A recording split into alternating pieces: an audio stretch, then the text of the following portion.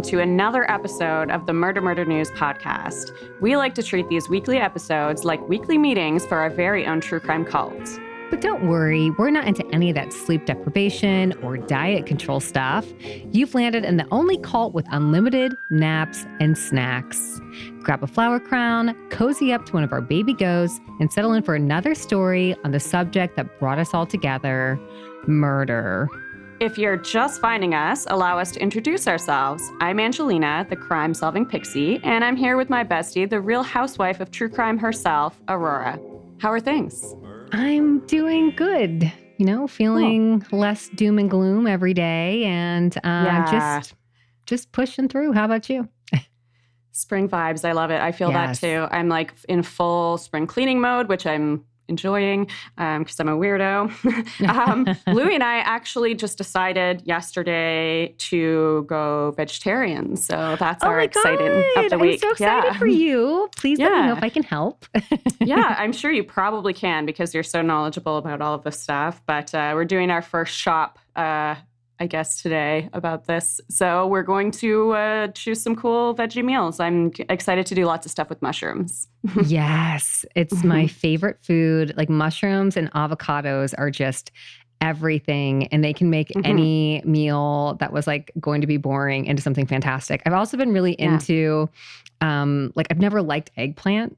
And it's the only vegetable I don't like as a vegan. I feel like I should like all vegetables. Right. But I had it in like Montenegro at this delicious Chinese restaurant where I think they had like a thin layer of cornstarch and it was pan fried with this like amazing spicy sauce. And the inside was like quite soft and the outside was crispy, but like it was almost meaty in texture because of it. It was like the best eggplant I've ever had. So I've been thinking about trying to recreate that as a like meat substitute. Idea. Yeah. My first exciting thing that I plan to do this week is I found a recipe for vegan shrimp made of king oyster mushrooms, and I want to make like a po' boy out of it. So we'll see how that goes. And oyster mushrooms shredded also make a really good pulled pork substitute. Oh yeah, I've seen some recipes like that too. I'm excited to make some tacos and stuff with that. Yeah. Well, just because you tune into our show every week, we like to think of you as honorary monsters. But if you want to make it official, you can join the MMN commune on Patreon. Just go to patreon.com/murdermurdernews to sign up. And in return, we'll give you a shout out on the show, name one of our baby goats in your honor. And of course, you'll have exclusive access to our regular patron-only content. And we'd like to give a warm welcome to our newest cult member, Ariane, who just joined us on Patreon. Welcome, Ariane. Your baby goat is named Antoine. Welcome. Before we dig in, let's take a look at some of the true crime stories making headlines this week. Police in New York City and Washington, D.C. are working together to solve the targeted shootings of 5 homeless men sleeping on the street, 2 of which were fatal. The 5 shootings took place between March 3rd and March 12th, the first 3 taking place in the northeast section of Washington and the other 2 in lower Manhattan. Authorities have not released the names of any of the victims, but say that they were all men sleeping on the street. We have an update to the missing person case of Orrin and Orson West, 2 boys who have been missing from California City since December 21st, 2020. The 2 boys were 4 and 3 at the time, and their adopted parents, Trezell and Jacqueline West, claimed the boys came up missing from their backyard on that day. Trezell and Jacqueline have now been arrested, and police believe the boys were murdered 3 months before they were reported missing. Their bodies have not yet been located, but prosecutors say there is enough evidence to try the 2, who have both been indicted on 2 counts of second-degree murder and 2 counts of cruelty to a child and falsely reporting an emergency. Oh, this one really got me because we've actually covered this twice on our TikTok. The first time just because I had discovered the case, in doing missing person searches. And the second time the family had reached out to us and asked us to kind of revive it and do it again. And, like the second time when I was doing a little bit more digging about the case, I really, for the first time was like, I kind of think these adopted parents were involved. And I hadn't seen anything directly naming them at that point, and I had sent a message back to the family member who contacted me, and I was like, I certainly don't want to offend you. Like, is there any chance that these people could be involved? I'm like sort of wondering what your theories are. And they were like, that is definitely who we think did it. This is sad. And they had mentioned to me at the time that one of the things that was like a red flag for them was that the family, when they had given pictures of the boys over to the police, the pictures they had of them were quite old. And they're like, why don't you have new pictures of these boys you adopted? And now we know the reason is that they had murdered them 3 months before, unfortunately. And the boys were so young that you grow so quickly at that age. And they're like, why are we using these very old photos? Like they clearly don't look like that now. Yeah. Right. So that's really sad and unfortunate. And I'm glad the family's going to get some answers finally, but like this is obviously not the answer they wanted. Yeah. It's always sad to hear, but it's nice to get some closure. And I hope that they can at least, find their bodies and get some full closure on this. But I definitely saw this coming because I remember the first time I had heard about this case, I was watching a video, a press conference where the adopted parents were talking about the missing boys and just their body language and the way they were talking and the words they were using. I was like, something is really rubbing me the wrong way here. I agree. Yeah. It seems really insensitive. Like there's just something that you could tell that they didn't care and the way they were trying to demonstrate. Yeah. Yeah. We'll be right back after a quick commercial break from one of our favorite Darkcast podcasts. California has the largest population in the United States and the site of some of the most famous true crime cases in history. But there's more than meets the eye to the crime in California. Join Sean, Jessica, and Charles on the California True Crime Podcast as they cover crime both infamous and overlooked from around our state, while looking at the deeper history that goes beyond beaches and movie stars.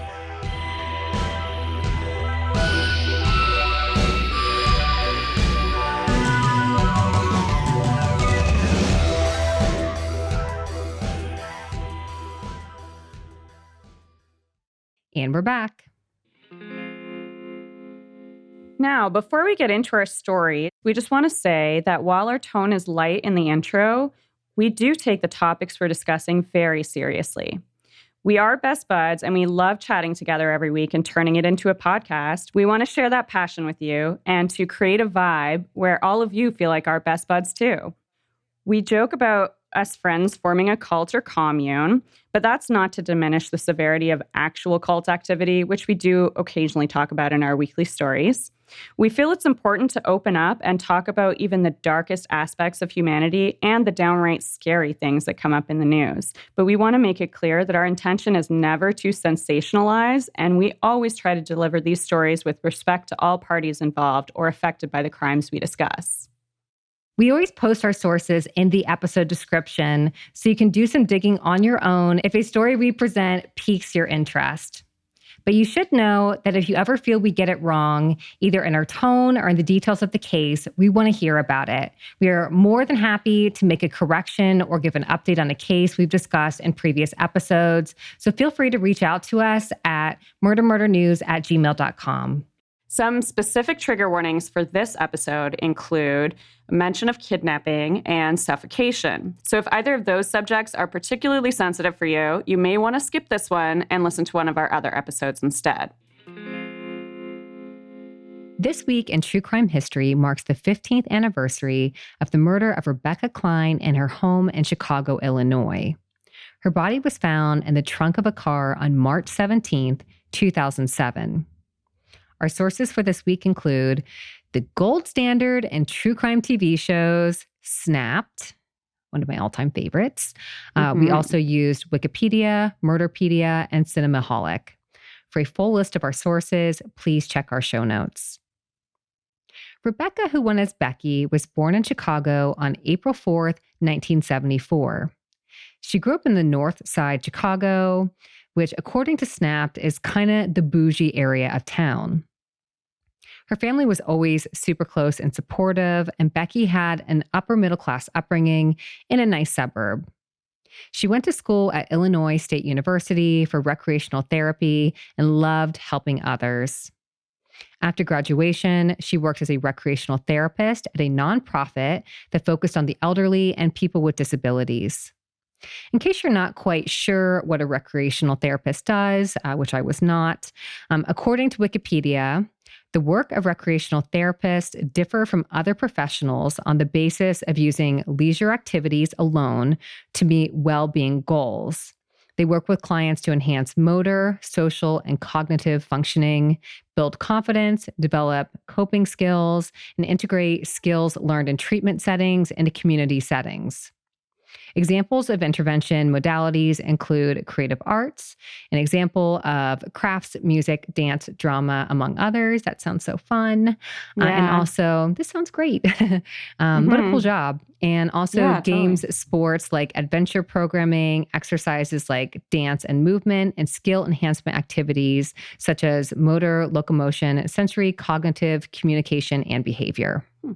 When Becky was 25, her life was on track, working to help others, and she was engaged to be married. She met 18-year-old Nicole Abusharif through work, and the two quickly became friends, even though they had pretty different personalities and upbringings. Nicole was born on September 14th, 1982, and also grew up in Chicago, but on the south side in Oak Lawn. Snap described her neighborhood as being more of a blue-collar area, and Nicole grew up without her mom. Her mother left the family shortly after Nicole was born, so her father, Mason, was left to raise her and her siblings as a single parent. Mason said he wished he had been around the house more for his kids as they were growing up, but it sounds like he was really doing his best as a single parent and was really supportive of Nicole.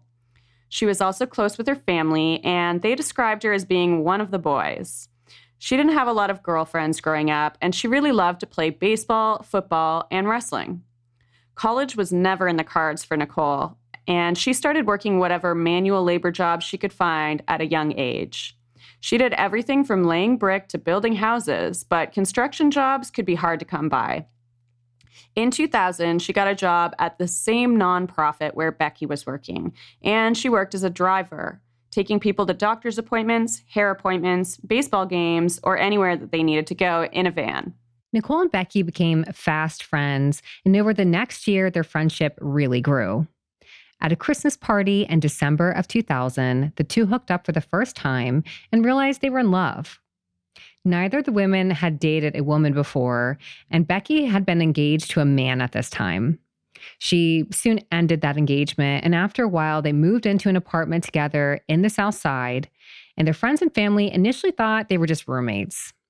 Eventually, it became clear that the two were actually a couple, and friends say the women never officially came out as gay, which by that they just meant they didn't sit anyone down to have a conversation about it. But everyone around them caught on, and both of their families were supportive of their lives together, as far as we can tell. And certainly from the interviews in the video, everybody seemed very comfortable. The women never married because same-sex marriage was not legal in Illinois until 2014, but the two definitely saw each other as partners and planned on having kids and a family together. In 2006, Nicole got a higher-paying job installing security cameras, which paved the way for the two to be able to afford a house together in Northside Chicago in the Villa Park neighborhood. But not long after buying their house together, Nicole started to become distant.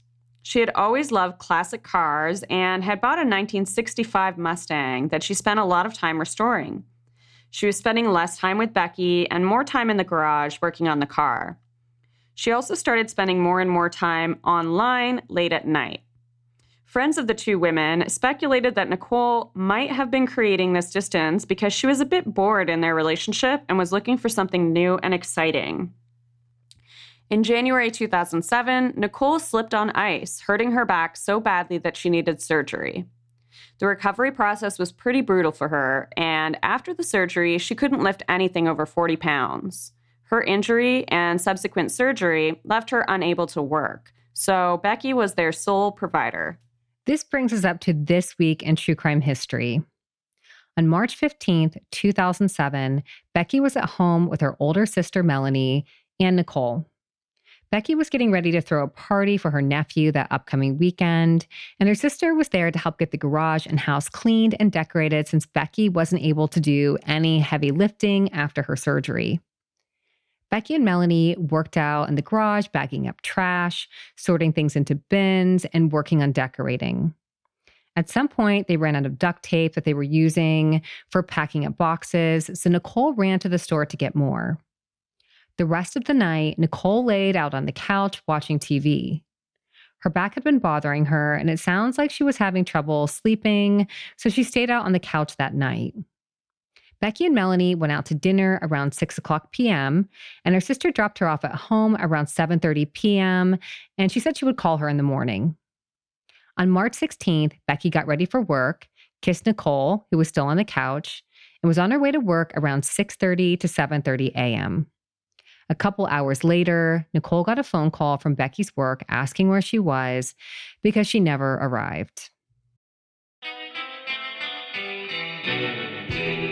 One of the reasons why I've always been attracted to true crime is that I spend a lot of time processing the worst thing that can happen and kind of planning my escape route if I were to be abducted or find myself on a scary Tinder date.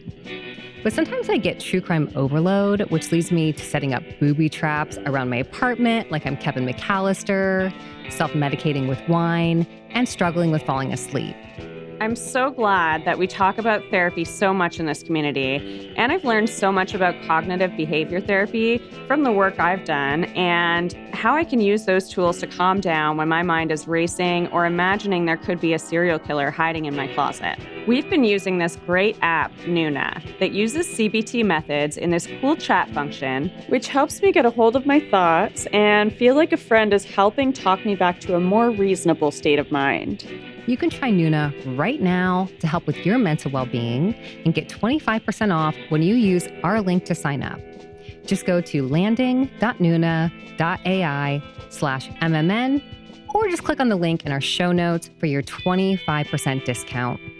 Let Nuna help convince you that the noise you heard outside your door is probably just your cat up to their usual hijinks.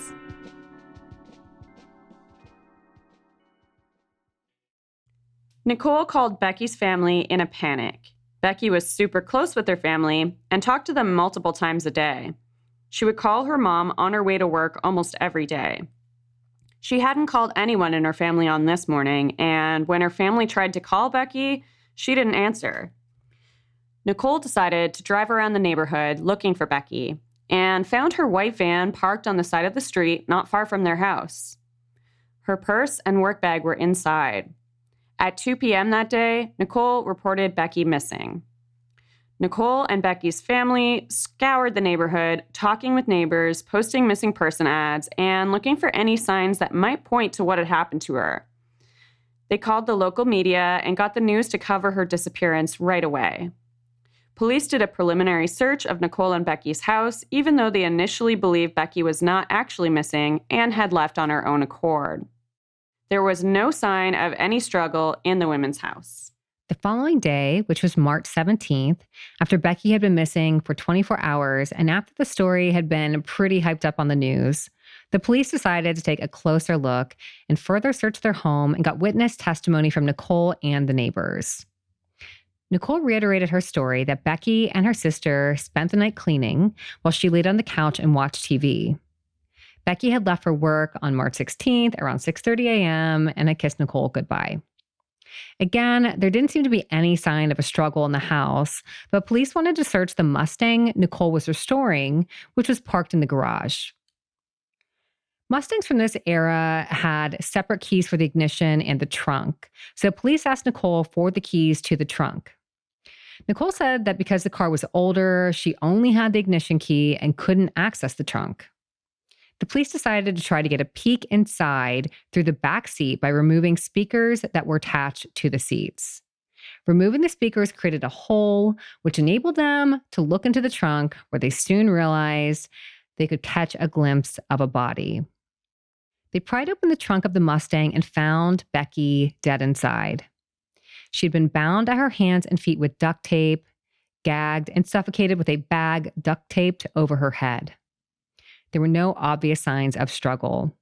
Her bindings had been intact, and she didn't appear to be bruised or have any scrapes like you would expect to see if someone put somebody's body in a trunk or if they were fighting to escape. At this point, Nicole is looking pretty suspicious in Becky's murder. According to her story, she had been home alone with Becky all night, and no one else had come over at any point other than her sister. She was again interrogated by police, and after telling the same story without missing a beat, she pieced it together that the version of the story she was telling left no room for another suspect. At this point, she changed her story slightly to say that on the morning of the 16th, she had actually left their house to go run a couple of errands, giving time for another suspect to kidnap Becky, bring her back to the house, and find the keys to the trunk of the Mustang that supposedly didn't exist. About those keys, after further searching the house, police actually found not one, but two keys to the trunk of the Mustang. One set on Nicole's keychain and another in a drawer. Suspicious. Police shifted their focus to the night of the 15th and re-interviewed witnesses in the neighborhood. Neighbors did recall seeing two vehicles at the house that night. One car was a van and another was a pickup truck. The truck was identified as belonging to a woman named Rose Sodaro. Rose was brought in for questioning, and her version of what happened on the night of the 15th was very different from Nicole's. According to Rose, she'd met Nicole on MySpace a year earlier, and Nicole initially catfished her. Nicole had told her that she was a firefighter in New York and had saved many lives at the 9/11 attack. She lied about having various terminal illnesses, including several forms of cancer, and eventually the two met up. And Rose said that she was friends with both Nicole and Becky, though Nicole had told her Becky was just her roommate. And apparently she kept this story going this entire time that they were seeing each other. Wow. She told police that on the night of the 15th, Nicole had met her at a Southside bar around 9 p.m. They had some drinks and went bowling. They stayed out until 1:30 a.m., and then Nicole invited Rose back to her house to stay over. Initially, Rose denied having any romantic involvement with Nicole, but eventually admitted that they did have a sexual relationship.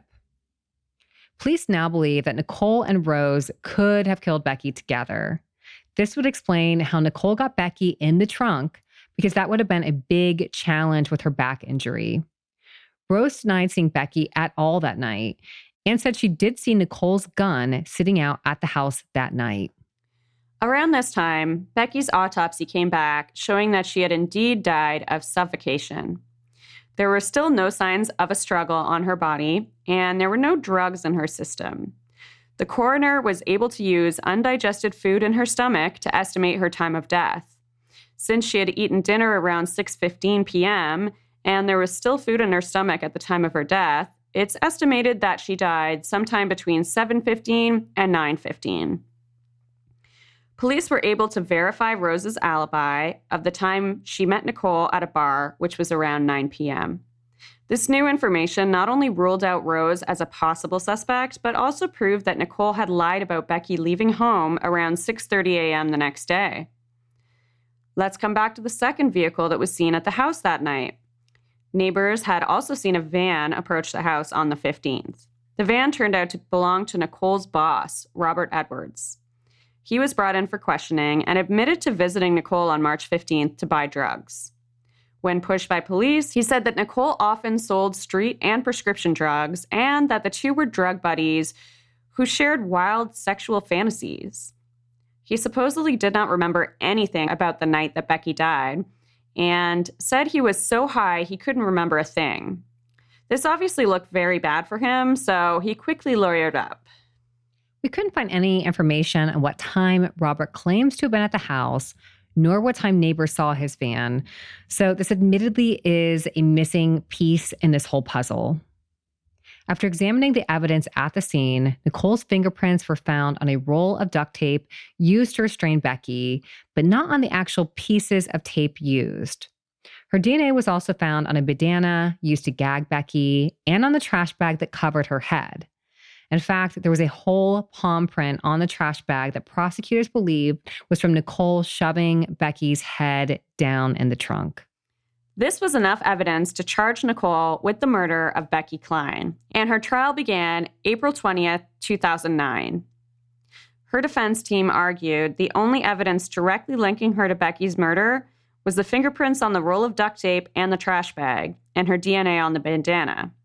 They stated that since the two lived together, it made sense that Nicole's fingerprints and DNA would be on these items. They also attempted to muddy the waters by alleging that Robert could have come to the house when Nicole went out bowling, caught Becky off guard when she was in the garage cleaning, and had a confrontation over drugs. The prosecution listed two possible motives for Becky's murder, the first one being that Nicole was no longer in love with Becky and wanted to go on with her life in a new romance with Rose. Nicole had lied to Rose about Becky being her roommate, and the two were intimate. They also pointed out that Nicole had two life insurance policies in Becky's name. There was one $250,000 policy and a second policy for $150,000, with both of the women naming the other as the beneficiary. The defense also argued that there is no way Nicole could have lifted Becky into the trunk of the car while still recovering from her surgery. The prosecution's argument was that Nicole could have used the gun Rose reported to have seen in the house that night to force Becky to get into the trunk herself. If that's the case, it would explain why Becky didn't struggle, as she may have been afraid of being shot instead, or she may have trusted that Nicole, whom she had been partners with for 7 years, wouldn't actually kill her. Nicole was ultimately found guilty of Becky's murder and was sentenced to 50 years in prison without the possibility of parole. She and her family still maintain her innocence and claim Robert was the real killer. She appealed the decision, but it was upheld in 2011. Meanwhile, Robert was charged with obstruction of justice and went to trial just before Nicole. He was found guilty and was sentenced to 75 days in a work release program and 30 months of probation. And that's the murder of Rebecca Klein. Wow. Lots of twists and turns. Yeah, lots of twists and turns. It's a really interesting case. And, like I had seen it build so many other places in this kind of like lesbian love triangle sort of angle, which I think is a bit sensationalized. A little bit sensational, yeah. And it's interesting because like watching it on Snapped, like they kind of left it a bit open at the end, like suggesting that maybe with the back injury and such that the real killer was not, in fact, Nicole, or like maybe there's a chance it was something else. And after like doing a bit of research after that with like the lies and stuff, I'm like, she was involved for sure. The lies really make it because catfishing someone, like it takes a certain amount of gumption to do that, and then to lie about serious diseases and things like that. That's really manipulative. Very manipulative. Yeah, it shows she's capable of something like that. So yeah, I agree. And like something like does seem a bit off about this Robert guy coming over and like claiming to be blacked out. Like maybe he wasn't involved. Maybe he helped, put the body in the trunk. Like I just like do have this feeling that he could have been involved more than like what they were able to prove. But yeah. I think it's definitely likely that she had some help, either by Robert or even Rose. I know that she had an alibi and stuff, but you know how those things are. Sometimes people cover their tracks. So I think it's probable that there's some, that she had some help because of how she can't lift things and stuff like that. But yeah, that's possible. And that thought crossed my mind. Like we definitely know that Rose was not in the house until later. They had met out at a bar, and there's a lot of witnesses that saw them that night. They're on security cameras. Okay. Like there's no doubt that they definitely were out like from 9 a.m. or 9 p.m. until 1:30 a.m. Quite confirmed. But I would have questions about like, do we know if Becky actually died in the trunk or if she possibly was moved there later? Because maybe Rose, I don't think Rose was involved in the murder, but possibly like cleanup, like two of them could have done it together. But if she possibly died before, like by like around 7 p.m. or something, between 7 and 9 p.m., it's like someone could have easily come over to help before they went to the bar. But yeah, I don't know. There's a lot of possibilities of like just people being involved, but it's pretty clear that Nicole is the head of this situation, I would say. Yeah. What have you been watching this week? I did watch a couple of things. First of all, I watched a really bad one. It was so bad. I don't know why I finished it. Like, I watched Texas Chainsaw Massacre, like the new one that's on Netflix. Have you heard of this coming out? I've heard about it, but I did assume that it was bad, and I have not watched it. It was just awful. Like, I've never seen the original, but I saw the 2003 Jessica Biel one, which I thought was very good and scary. Great. Like, I really enjoyed that one. And so I thought maybe this would have, some callback to that or some similar vibes. And like, it was just a disaster, like from start to finish. Wow. It's just sloppy and not scary. And like what is the point? Don't care about this movie has been remade so many times. It was awful. Yeah. So I don't recommend that one. And then I also watched Pieces of Her with Toni Collette on Netflix also. And have you heard of that one? Have you watched that one? I've heard of it and I saw the preview, but I haven't watched it at all. Did you like it? Yeah, it's very good. And just to kind of give like a little like teaser what it's about without giving anything away, it opens up with a like Toni Collette as the mom and her, like, I think her daughter's just turning 30, they say. And the daughter has come home from New York because she's kind of like not been able to make a go of it in New York City and is at home with the mom. And they go out to lunch. And while they're at lunch, they run into a friend who comes over to say hi to them. While that's happening, a clearly unhinged man walks in with a gun and comes over to the friends that they're talking to and starts like, saying he's going to kill her and like whatever. He's come to like shoot a girl that just broke up with him. And it's like a mass shooting like unfolds and he kills her and her mom. And then Toni Collette and her daughter kind of duck and try to get cover. And the guy comes over because her daughter had been working as like a 911 operator and she's in a police outfit at the diner. And so he thinks that she's a police officer. So he comes and starts taunting the daughter and Toni Collette gets up and is trying to like talk him off a ledge. And then he like points his gun like to shoot the daughter and Toni Collette like tries to like, get him to stop and he ends up stabbing her through the hand, like Toni Collette with a knife. And then she turns it around and cuts his throat with it. And it's like this like awesome scene. And it's like kind of like, how would a regular person do this? Like the news starts speculating like, who is this woman, this hero that like saved all these people and like whatever.